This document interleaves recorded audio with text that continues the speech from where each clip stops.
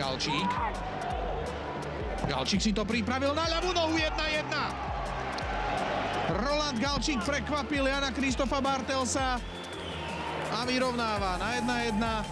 Aj na radosť týchto fanúšikov z Podbrezovej, ktorí prišli do MOL Arény. Galčíkov 9. gól v sezóne.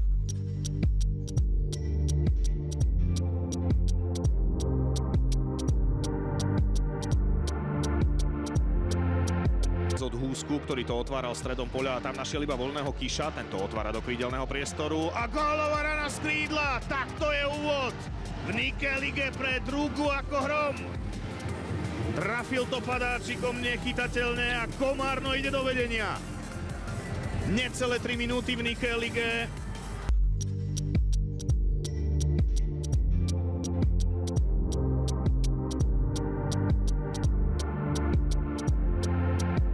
Skaličanov, ešte spätná prihrávka a tu bude Marek Ujlaky.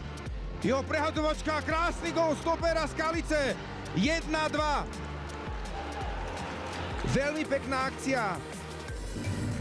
Povedal by som ako Marko Tolič zo Slovana Bratislava, aj keď samozrejme v súvislosti s Trnavčanom.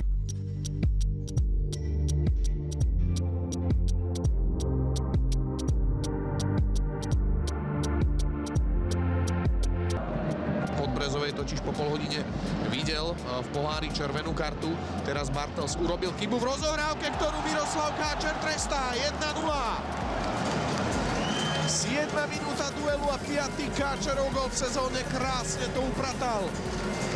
V Bartelsovej ľavej žrdí kapitán Emeška.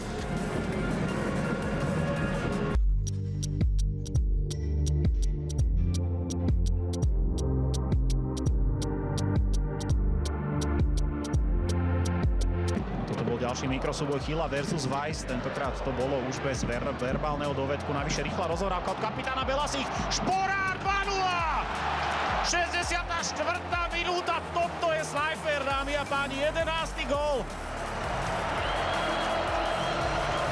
Neuveriteľne jednoduché, neuveriteľne efektívne.